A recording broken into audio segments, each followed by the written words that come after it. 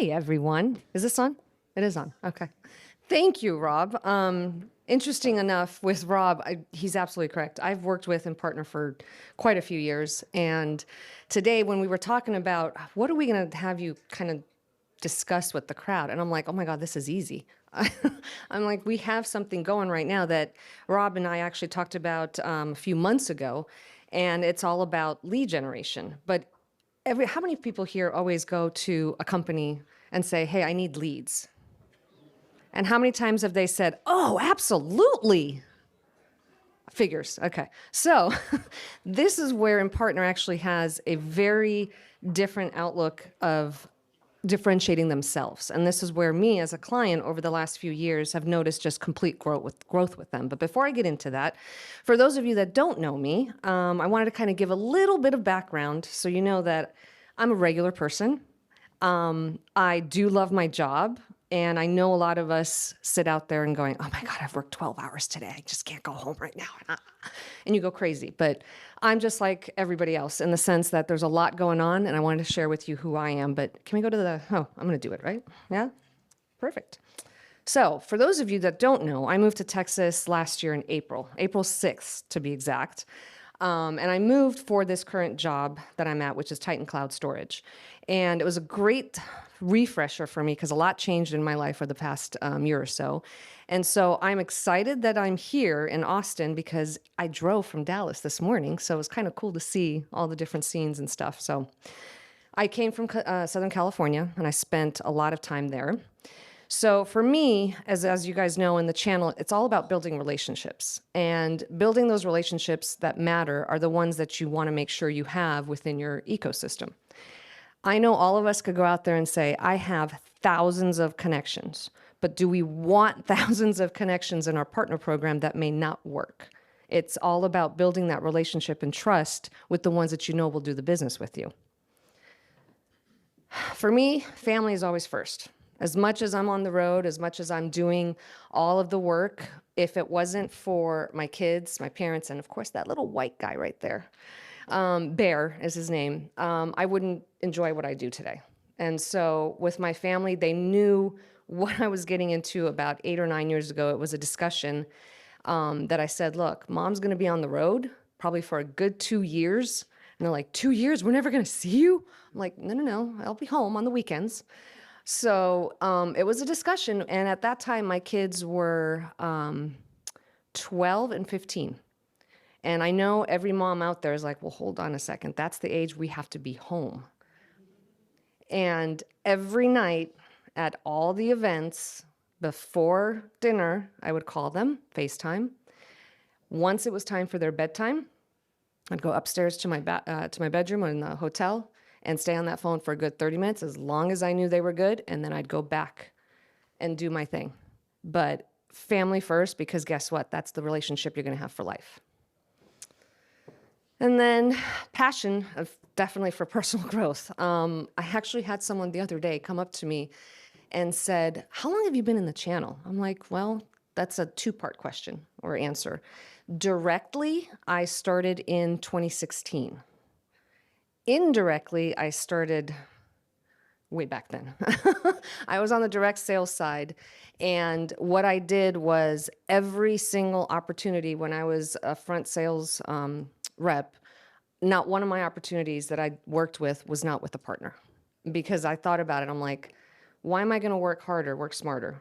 These partners know each and every business unit of their customers, and they're going to be able to teach me on how to be able to go ahead and build that trust and relationship that they have with their customers.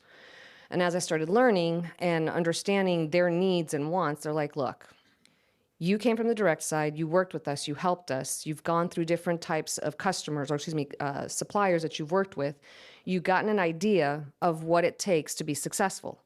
Just tell me that you have tools, resources, and you're there to go ahead and make me win and help my personal growth with my company.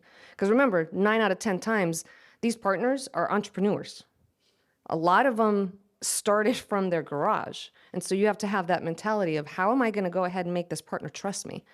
You got to be literally an extension of their business, and you got to be there to understand what it's going to take for them to grow.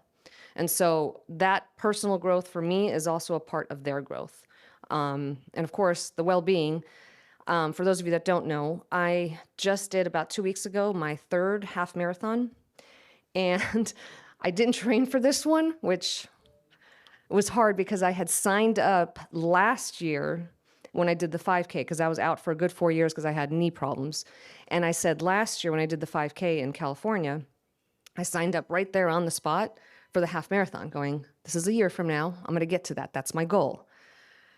Flash forward, I moved to Dallas, got a new job, doing this, doing that, didn't realize, and all of a sudden, a month out, the email comes, get ready for your half marathon. I'm like, oh, I have 1 month.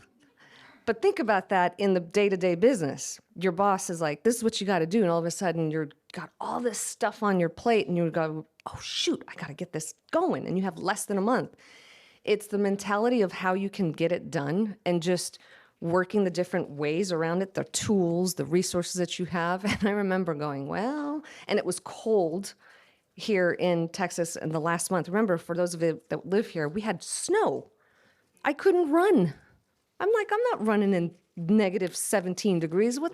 No. 2 weeks before, it finally came to like the 40-degree mark. And that's the same weather pattern in Southern California during the run. So I'm like, you know what? Go do it. I think I was only able to do 4 miles. So I went, this is going to be an interesting half marathon. Okay. So I get to SoCal and I'm like, just, you know what? You have 3 goals. Finish it in under 3 hours. And the first 3 miles, just run without stopping. If I could do that, then I'm going to get it done. And I got it done. So I was like, yes. And it was 2 hours and 40 minutes. And I was very happy with that. So there are times where as you're like talking to partners and they have goals and you're going, okay, you need to do it down to, bite-sized pieces, and then understand how to get that done in a timely manner with them is the biggest thing, because as we all know, they want it yesterday and we can't get that done yesterday. So that's a little bit about me and how I kind of think day to day, just so that you guys kind of understand how I work day to day. Channel leadership, knowledge, and perspective. Yeah. So 2016 was when I first started, directly and indirectly, like I said, 20 plus years in sales, but I've grown based off of different mentors that help me. For those of you, there's Janet Shines from the JS group, who literally helps me on a daily basis. We have Teresa Carrigal, Achieve Unite, who's helped me as well, from literally learning how to work with channel programs and training. So for those of you out there, when you're doing channel programs, what's the number one thing you think of when you're talking to the C-suite? How are you going to convince them to make a channel program work? So as far as getting to that point, Teresa has helped me how to get to understanding what I need to do to kind of convince those C-suite. And so that knowledge has helped with all the different mentors I've had over the years. So a little bit about my journey to where I've been. I've built channel programs literally from scratch, to the point where they had nothing but a few partners, spreadsheets, just literally everything was manual. And so I remember going from a large telco company that I started in direct sales, went to channel, and then moved to a UCaaS company and was under the leadership of John Delosier. Pretty much taught me how to watch what's going on and how to kind of work things around with these partners. And he said the number one thing, he goes, when you're in a room with executives, whether it's the partners or their customers, just listen. Just listen to what they're saying, and they're going to literally be able to answer a lot of questions. And so over the years, kind of did that. And then I remember this one CEO of a critical event management company said, hey, can you come over here and start a whole new channel program for us? And I'm like, huh? Me? I was like, okay. So there, I call them a 20-year startup because they were still trying to get their name brand out there. They had no channel program. They had partners, but they didn't know how to work with them. They didn't have the relationships. They didn't understand what tools they needed. They didn't understand what type of research or resources they needed. They didn't understand the go-to market strategy for them whatsoever. And so I had to first of all go, well, hold on a second. Who is this company? Critical event management. Is that going to fit in our channel industry. Is the partner actually going to understand what to and how to sell it? So I had to do a lot of market research, understanding those right fit of partners. Because again, we can go all the way to all our connections, but if that fit of partners isn't going to be able to sell that product, regardless of how many tools and resources you have, it's not going to work out. So building that, and then as far as the onboarding process, oh my goodness. I guess that question comes down to how many of you guys built an onboarding process? I'm going to ask you, how did it go? The first time. Because I'm sure you've done. Because it did evolve. The first time it was a little overwhelming because we're trying to figure out how to engage the partners to even want to go through an onboarding program. And then once we built some more structure around it and created like a graduation program and offered incentives for going through the onboarding program. You just said incentives. So it's like you're buying the partner to get through your onboarding. How did that go? Be honest. I think it wasn't so much buying. I would call it like a win-win type of situation. Like we wanted them to be able to have more access to our licenses and our tools so that they would understand the product better and then be able to promote it. But we didn't want to give it to everyone. We wanted to give it to those that would join the onboarding program. Okay. How many have gone through that too? Like just trying to get the partner to get to your onboarding. Yeah. It's one of the hardest things because you know how many times that they've done that? Thousands. Thousands. Think about that. And then on top of that, while you're doing the onboarding, what's the number one thing? The first thing you guys think of to do onboard? Let me show you our partner portal. And they're like, oh, everybody's got the same portal. How do you differentiate yourself when you're doing that? Not just you, but you as the company, because you're the brand of the company. And you've literally got to go out there and be like, okay, what's different about this company than any other? And that is probably, like I said, the hardest thing because now you've got to go out there and go, hey, Mr. or Mrs. Partner, I can show you why. And I'm going to get into that in a minute. And then, of course, the establishing clear communication channels to literally eliminate any, I didn't understand that, or this was a misunderstanding. That's where your relationships and trust come into play. And I can truly say when I'm moving from one company to another, because I do a lot of contracted services, specifically in the last 5 years has been with startups, I literally make sure when I'm each company that the partners understand what I'm doing. Now, do I reach out to every single partner? Because I know it's only a strategic, certain set of partners. And I don't have time to get everybody. Time is of the essence as you're trying to build these startups. So that's from scratch. Then someone said, hey, Jasmina, now that you've done this is great. You've done a great job. How many of you heard when you're doing your job, now we don't need you anymore because you've done your job? Or, hey, you've done a really good job. And they know, things are coming up and they're like, okay, now we're done. And I'm not bad-mouthing the companies by any chance. It's, you've done your job. Now what? So here comes another company that comes to me and says it's an AI company, startup. And when I say startup, I went from, and I should have probably said this, the telco company of 65,000 employees down to a UCaaS company of 1,800 employees, down to the critical event management company to 900 employees, down to the AI company, 600 employees, and I'll go to the next one. So it just keeps going down. But each one has a different type of program because each one is not to the level of where they need to be. So that's why they bring us on. So I get to this AI company, they're like, we have a partner program, but we need to tweak it. And I'm like, how many times have we pivoted in our channel programs? Go ahead, raise your hand, raise your hand. Oh my God. How about that Friends episode with pivot, pivot. Every time I hear the word pivot, I just see that picture and I'm like, okay. And how many times have we successfully pivoted? And I'm going to be honest with you. How many times have we failed? I'm being honest. Not once, not twice, 3 times. And you know what? That's okay, because that's the only way you're going to learn. If you think you can do it by yourself every time and not look at yourself and go, oh, it wasn't my fault, then you're not in the right industry, because in the channel itself, we will fail multiple times. And unless you don't learn from it, that's a problem. And I can truly say, without the people that I've worked with and worked for, I can't say thank you enough for them.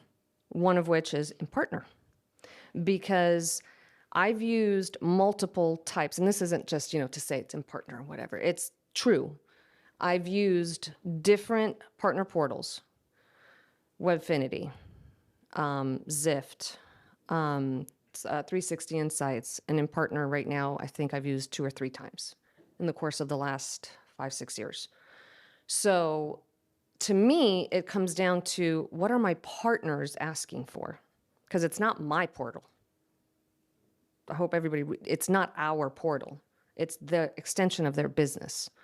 And so when I was asked to revamp this AI company's portal, it was kind of weird. Like, the interview was all about the portal. And I'm like, well, how's your program? How many partners do you have? Oh, we've got hundreds. I'm like, well, how many are active? Oh, we got plenty. I'm like, oh, I know where this is going. I'm like, what is it about the portal that you're not liking? Well, we just spent over $200,000. I'm like, well, that's a problem. I'm $200,000 on a portal? That doesn't make sense. So in the interview, instead of me talking about me, I was assessing their channel program. I was trying to understand, what are their problems? What is it that they're doing wrong? Why the heck did they spend $200,000 on a portal? It made no sense. So I asked them to give me literally a SWOT, strength, weakness, all that, literally. And the guy looked at me like, you're doing what? I'm like, yeah, I'm doing a SWOT on you. They kind of just stared at me like, you're the first person to do it. I said, because I've gone through this way too many times. I'm not going to do it again. And they did. They gave me their strengths, their weaknesses, and literally the portal was a different company. It had barely any type of marketing, any tools that were valid for a partner. And I said, okay, hold on. So with all of that, I said, okay, would you mind if I did a survey with your partners? They're like, but you're not even here. I go, then you do the survey. Go ahead and do the survey. Get it done, see what your partners come back with. I go, first of all, have you done the survey? He goes, well, no, we just assumed. I'm like, you can't assume. They did the survey, and I said, and I'll sign an NDA. You tell me, once it's done, I'll take a look at it. And sure enough, every one of them was, I'm into too many portals. I'm not going to sign into yours. It doesn't give me anything. And of course, there was no collateral. There was no incentives. There was no webinar updates. There was no generation of anything that would have helped their business. And so that's when I said, well, here's what we're going to need to do. I gave them a 90-day plan. How many of you guys have done that when you're on an interview? Now, does it ever stick? Is it because, I like this. What's your name, sir? You need to explain, because your head just keeps going, oh my God, I've done this. Give me an example. You mean a 90-day plan doesn't stick? Exactly. What happened? You don't have to go through the 90 days, but. Day 2, the goals and objectives change, right? It's constant change. Yep. I don't know what I'm 90 days from time. Okay. How many have had that? Quite a few, huh? Oh my gosh. It's crazy. You give them a 90-day, and all of a sudden, day 2, day 3, maybe even day 7, they're like, well, something's changed. And you're like, oh my God, here we go again. So you need to take like I said, gathering that feedback from the partners is crucial, because again, it's not our portal. It's not even our program. It's their program. We're looking at it on how they're going to become successful. You need to provide the right tools and resources. Implementing tweaks, yeah. Adjusting incentives. I remember this same company. They were like, well, let's just give them $25 every time they, bring a lead. I'm like, you know what? I'll just give them $25, because an incentive is an incentive. But I've had, which is interesting, when I asked partners, I'm like, what kind of incentives do you guys want to see? They're like, you know what? Keep your incentives and take that money and spend it on resources and tools. We don't need incentives. You guys already pay us enough in commission. And I was like, are you kidding me? They're like, no. Do maybe an end of year so you guys could close strong something, but do not sit there and just constantly give us incentives. Take that money and give us new tools. I'm like, okay, sure. And then from a measuring success perspective, how many of you have tools today that can provide you the proper metrics for success? Okay. Shocking. Because, and I'm saying that as sarcastic because it's not shocking. I was one of them until about, Rob, when was it that we started this? Yeah, about a year ago, when I was like, okay, here's the problems. And this is the thing about Rob. I think we talk like 2 or 3 times a month. And I'm like, look, here's my challenge right now, this month. What are we going to do about it? And he's all, and I like the first time, he goes, what do you mean we? I'm like, we. You're going to help me? You're going to help me out here. And his creativity really kind of made sense in this, in the aspect of what I needed to kind of move my program forward. And a lot of that has to do with his creativity and what I'm doing. And so I'm going to bring him on stage to kind of work with me on this as far as what we did. And it's a tool. Come on up. I'm all, come on up. I was just waiting for permission, like always. So this is, and I'm going to have him kind of really deep dive more into the tool, but I want to get into why it makes sense. It literally is a brand new way of a lead generation, which why would you think a partner portal would even do that? This, go for it. Yeah, so, I mean, Jazz actually partnered with TD SYNNEX for some BDR help in generating demand for Titan Cloud. So how many partners in the ecosystem, Matt, today? Yeah. So 30,000 partners we're trying to tap in. And so part of the agreement between Titan Cloud and TD SYNNEX was for a BDR team to start calling on the 30,000 partners and saying, hey, you've got to learn about Titan Cloud. It's like this other, product that you're already familiar with. Are you interested in joining the program, right? So 2 challenges. One is TD SYNNEX needs to show work. It's like, here's our work product. This is what we've brought you. Here's the attribution of all of our BDR activity, not just for the partner signing up, but any deal that the partner then brings into the program needs to be attributed to TD SYNNEX for that fun little 3% type, kicker, right? And then Jazz needs to justify her decision to go with TD SYNNEX to her boss and say, hey, we've spent this money with TD SYNNEX. Here is the result. Not to mention also the portal. Yeah, always justifying that. So what we've done with Impartner, we have a module called Referrals, and it's usually for partners to take a link, send it out. If somebody signs up, they get credit. We kind of turned it on its head. So am I? Oh, what do I need to do here? Is there a sales engineer in the house? Help desk ticket.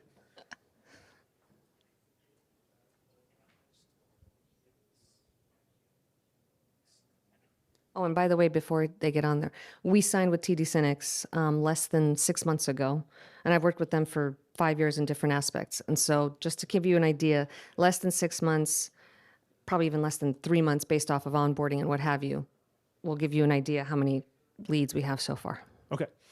All right. So we set up Sonia. Sonia is one of the TD SYNNEX BDRs.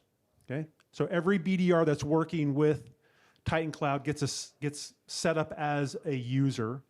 A unique. Yep. Yep. And as they sign up, our referral module generates a code.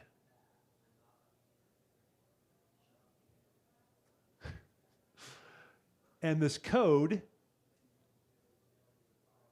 sends any click to this page. So this is a joint advertised page. It says, hey, you are an existing TD SYNNEX partner. You're being recruited by a TD SYNNEX employee to learn more about this program of Titan Clouds. And if the partner is interested, they fill out the form. okay? And the form, through our workflow, generates an applicant. We send an email alert just about to everybody in the Titan Cloud company that says, there is a partner with their hand raised. Let's go attack them and learn more about them and see if there's a match, right? Every applicant is attributed to that form. That form fill is attributed to the individual who sent the link. And when they sign up as an account, we're using parent-child relationship to show TD SYNNEX as the parent, and any partner who has signed up through this referral program as a child. So running a report that says, show me all the deals that came from TD SYNNEX partners is a click of a button, right? So just kind of a unique way that we've leveraged the referral object in not recruiting essentially deal registration-esque leads, but recruiting partners out of the TD SYNNEX ecosystem so that a new brand in the market can kind of come up to speed very, very quickly and compete against some of the top tier type hot backup and storage companies in the market today. And based on this, because we just started this a few months ago, literally in 1 week, we got, no joke, I think it was like 10 leads. 10 leads. And when I say leads, remember, it's partner recruitment, the type that would fit. Because the Sonias of the world are the ones that would be like, okay, here's my partner list. Which ones would fit into this program for Titan? She calls or she emails and says, hey, there's another supplier in our line card. We think it would fit with you. If you're interested, here's a link. Or like I said, she'll be on a call qualifying that partner. And the partner's like, yes, please, I want to get more info. And literally in that 1 week, 10 leads. And the BDR sort of is in love with this because, again, she's got 20 different brands that she's repping. She's not an expert on Titan Cloud, but she can immediately get Titan Cloud's branding and messaging in front of her line card just as quickly as possible. And then we're tracking her credit. So, hey, Sonia, great job. We just got 3 from your clicks. Go do more. Like, congrats. Like, this is working. So just that reporting and that data-driven emphasis on success has been really, really helpful. Yep. Not to mention also, which we were just talking last week, it can be customized to a certain extent, because I'm not going to say if it can be completely customized, but there was a couple of things that I had brought up to Rob last week. I'm like, hey, during one of our times that we're looking at the reporting, Sonia's manager, for example, said, hey, is there any way, because we gave him access to the TD SYNNEX portion of our PRM. And he goes, I would love to see if I can get access to also see, how many of these that she's doing or anybody on my team. And then it came around and we found out where Sonia's like, well, yeah, I sent out, quite a few, I think like 1,000. And she goes, but, and she's like looking at some of the names and she goes, I don't know who this one is. I don't know who. And I'm like, huh. So we're like, well, I go, Rob. And then we figured out, she goes, oh, hold on. This is what I did. Because she also sells internally to the TD SYNNEX sales reps of the different business units. So she's a part of the referral program. She now also has to sell into the GCC team, the Fed team, the SLED team, the mid-market team, the MSP team about who Titan is. So there's so many business units at TD SYNNEX. Matt, probably, you could sit up here and for hours go into it. Okay. So based on that, she's like, I'm wondering which sales rep sent it to their partner. So that's when we talked about it. I'm like, Rob, is there any way that if that BDR sends it internally to sales rep to, the partner, we can figure out who did it. So we're coming up with other ways. So again, certain customizable ways can happen, but that's the other thing. Ease of doing business with these guys. You come up with these ideas or something's happening based off of your client or your partner and they're giving you that feedback. You're like, I wonder if we can do this. And that's where I think with Impartner, with all the times I've ever used you guys, it's never been a no, we can't, or no, it's going to take time, or no. I've never heard a no. It's always been, let's see what we can possibly do, because the client partner relationship is that strong. Not to mention with TD SYNNEX, when they're the ones coming to me saying, is there a possibility that we can do this? I'm like, well, hey, partner, can we do this? it's that trust and relationship that's been built. And in this case, it's a three-way partnership. TD SYNNEX, Impartner, and Titan. And that's the way we become successful. And that's the way we can help grow the partnership as well with the new partners.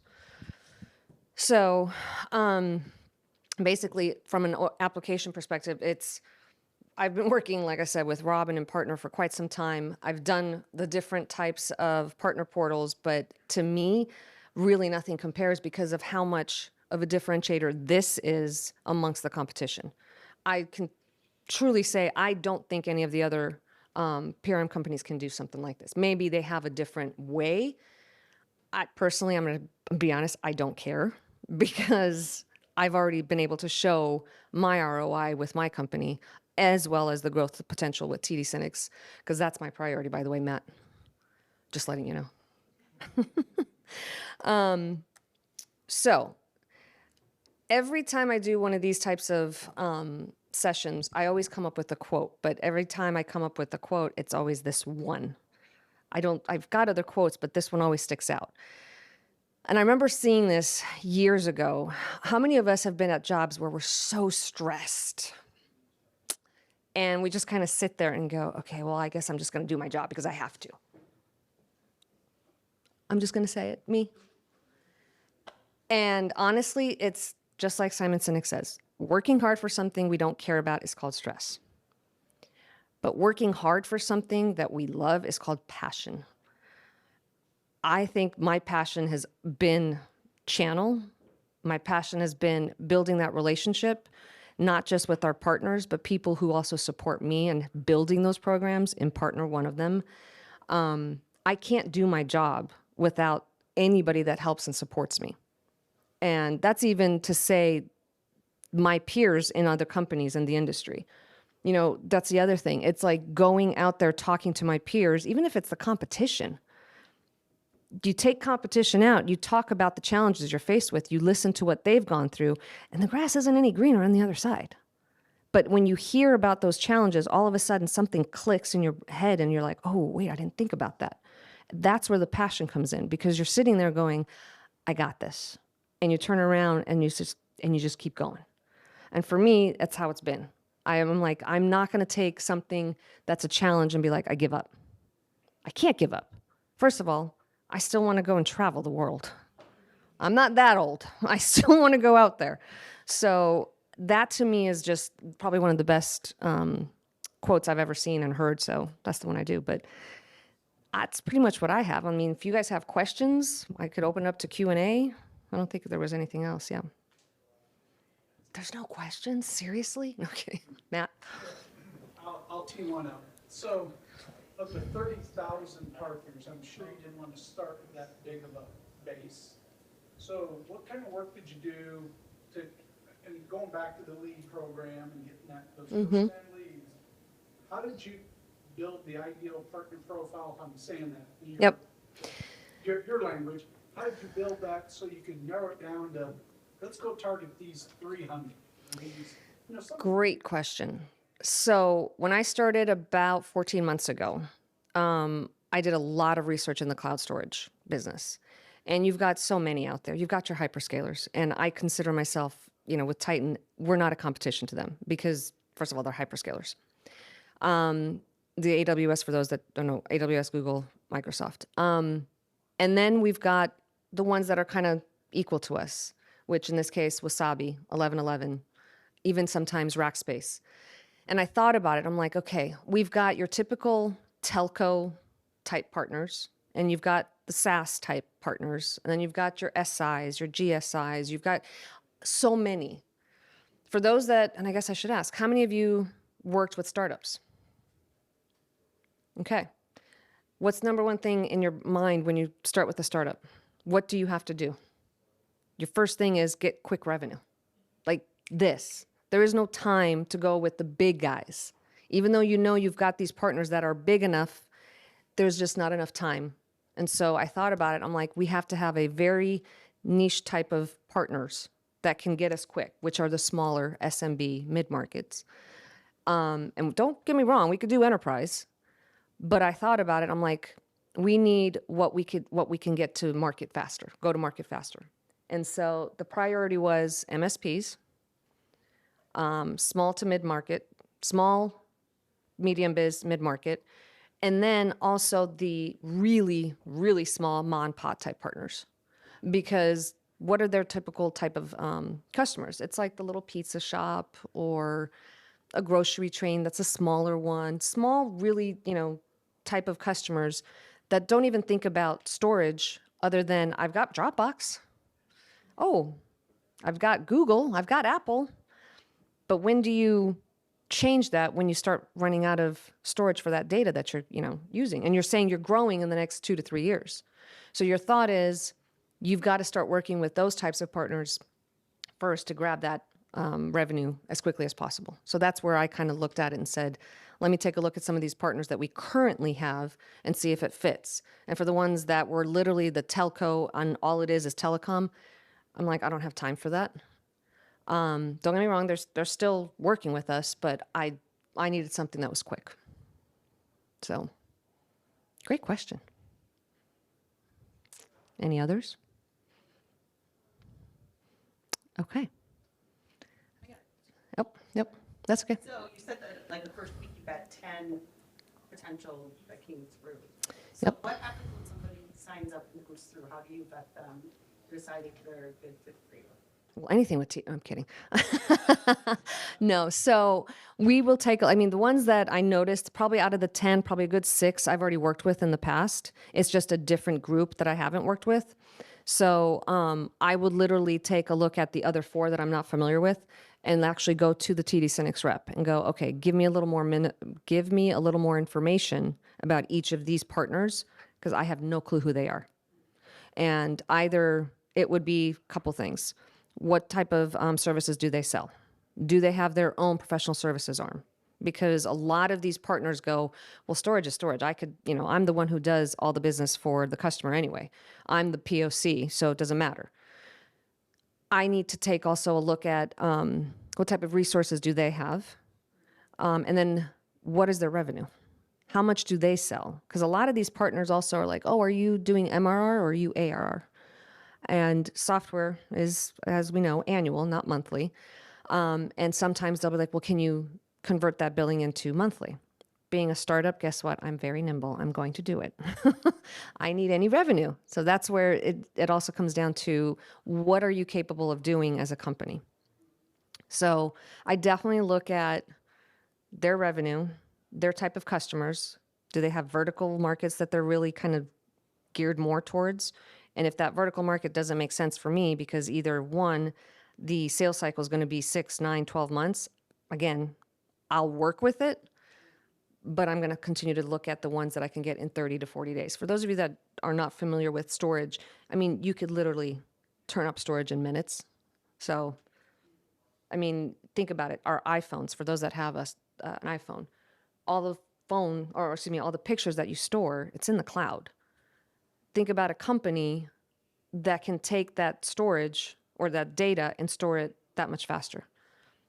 Partners are still trying to figure out how to get away from the telco world and start getting into more of these cloud type applications.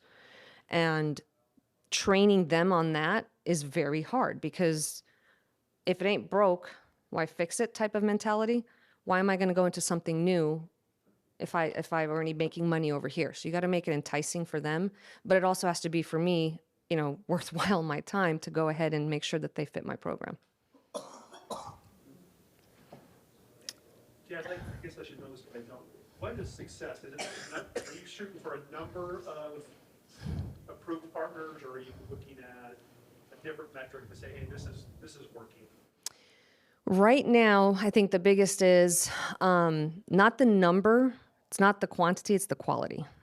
I really want a good set of partners that really understand not just a SaaS market, but the storage, because I think for those that are not familiar, the storage industry is supposed to, I don't even know if there's a word past quadruple, I don't know. Anyway, it's supposed to be like by the year 2035, it's in the trillions. All the storage that's put together in companies that are on site are going in the cloud. Perfect example to kind of give you an idea, chest cams for police officers. in the last 10 years, the number one thing that they've had to have is that data stored somewhere, because all of a sudden, a lot of these files from 10 years ago are being reopened. So they need that hot storage, the ones that they can get to immediately, right then and there, versus the cold that kind of sits there after the 10 years. And so for me, I'm looking at the quality of partners that can bring me those types of opportunities. And so, yes, I'll interview them and make sure that they fit my program. But quality right now is my biggest thing with the partners. And that helps with this, because I can scan through, like the ones that I was asking, or she was asking, how do, out of the 10, how do I know which ones I want? 7 of them, I already knew who they were. So I was like, yes, these are the ones I want. 3, I had no clue who they were. So I had to go through TD SYNNEX and say, you need to kind of give me some updates on who these guys are. Oh, one thing, there was one that like, oh, they sell millions. And I'm like, millions in what? And it was telco. And I'm like, I don't want telco. Have they ever sold any software products? No. Okay. Have they sold UCaaS? They're just starting. I'm like, okay, let's wait. How about AI? They're not familiar. I go, do they know how to spell AI? I mean, some people even don't know how and what to do with that. So it really does come down to the quality of partners. Specifically for me, it may be different for you, but in a startup world, it comes down to quality. So anything else? Yeah. I was just curious, you said you're really passionate about channel, like why, what drives that passion? And also, what have you used that passion to help, this is gonna be like a channel again, your creativity to, you gave us a lot of good ideas, but like, what have you creatively done, like, outside of the box to get the partners really? I think the number one reason, because everyone said, they go, are you ever going to go back to direct sales? I'm like, nope. No. You think channel stressful. Direct sales is even more stressful. You have a target. Yes, you have a target in the channel, but it's more of like an indirect target, in a sense. And I think a lot of the executives these days are starting to realize, as a channel leader, it's not a revenue target. It's more of a KPI to get to that target. Like, and you guys are familiar, there's a pre-sales process, and that's us. We're bringing it to the table for sales to close. If it's a co-selling, of course, program. My program, it's all 100% channel. So for me, I think the passion is the challenge, which is crazy. Everyone goes, what?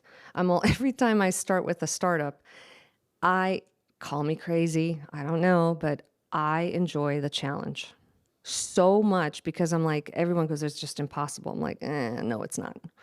I like the impossible. I like to solve what can't be done, because, and I'm not saying I've solved everything. There's no way. That's why it's a challenge. But if you can set certain goals for the job that you're about to do, and it's always 3, for me, it's always to get that challenge. Each of my goals are challenges, but if I can set them down to, what was it? Someone told me, they go, bite-sized pieces. Then you can accomplish each one. But I also love the fact that I get to meet so many different people. You'd be kind of surprised, but when I was younger, I was a very shy person. I didn't want to talk to people. I didn't want to even come near people. And now I'm like, as my daughter goes, you're such a social butterfly. I'm like, I'm the social butterfly? Okay, girlfriend. She's all over the place, but it's the people. And it's not just because you get to meet people, but you get to meet people that are different in each industry. I mean, I met, oh gosh, when was it? It was in August. I was in DC for Teresa's Achieve Unite Summit. And she goes, you need to meet this individual. And I'm like, who? And she's like, and I can't remember the girl's name right now, but she's in the construction industry. I'm like, construction? Why am I going to meet someone in construction? She goes, there's a channel. I'm like, in construction? I go, what? And sure enough, it was so crazy to hear, but so every construction company out there has to buy material from a company, a distributor, a supplier.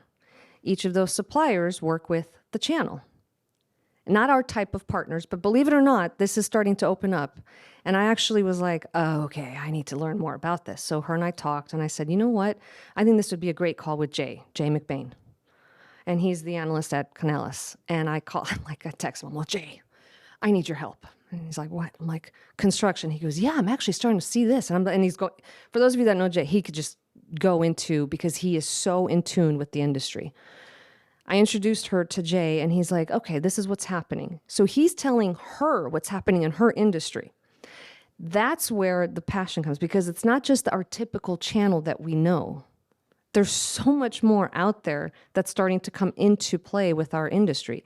That's why, for me, like when everyone goes, oh, you're a channel chief, I'm like, no, I'm a chief ecosystem officer, because the ecosystem is so much bigger than we know. It's crazy. And so that construction, I'm actually learning about it right now. I'm actually downloading information on it, trying to get an understanding. And I'm actually going to be going to TD SYNNEX to go, okay, who in this 30,000 of partners or so in North America is in that realm? Because it is fascinating to see something outside of our typical day-to-day. So that drives me to understand something completely different, because it's a challenge. So it's always learning something new, because I'm going to ask, is your day to day the same every day? No. Every day there's something new. So I don't know if I'm going over time, sorry. But that was a great question. So, and you were going to ask a question? More than a question, more of a comment. So we're a SaaS software company, and we're changing our ideal customer profile, moving more up market. And so we have that problem you questioned earlier, right? We have thousands of partners in our program. Most of them don't fit the profile anymore of the partner we have. And that's a tough one, because they've been good partners, but they're no longer the partner we're necessarily looking for. And so what we've had to do is, we've raised the requirements on what partners need in terms of new business that they need to bring in to us. Because we're a SaaS software, we're focusing a lot more on time to get these customers launched, right? So, you bring us a lead, we get that lead converted, right now they become a customer. How long does it take them from that point on till they actually are making money, right? So we focused a lot on their time to market, right, to getting something launched.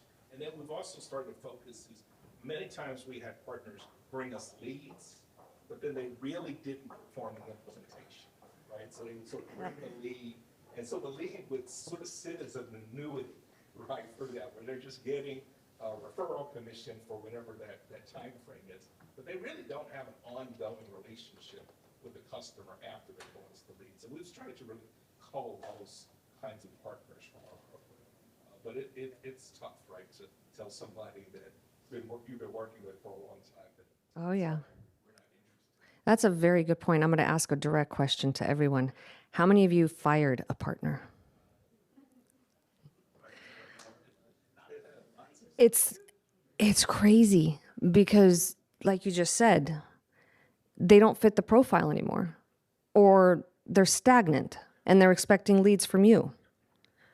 And at that point, you're laughing. Yeah. How many times has your boss said, why do we always have to give leads to the partner? Okay. In a startup, that's the first thing you have to start doing. But you're absolutely correct. It's probably one of the hardest things to do as a channel leader, because you're like, well, what if they can give us more leads? And then you look at it, and that's kind of like the metrics. Somebody asked me about the metrics. If you're looking at the partners in your current, PRM, CRM, whatever, you really can't tell. You sometimes you see fluff, and you're trying to figure out who are the partners that are really going to bring that business to you. And I think that's why the other thing with this link that we're doing through and partner with TD SYNNEX is really going to help us, because it's all metrics based. This is now where I get to go back to my boss and saying, you know what? Sonia at TD SYNNEX has given us X amount in this much time, and here's the partners that are actually doing it, because it's in your PRM already, because it's already put in there. And so you could go off of just that type of lead source and knowing which rep at that partner company is doing what they're doing. So if your boss always asks the metrics, you're like, here's my metrics. You could literally do it with this. So Have I overextended my time? Sorry. Thank you.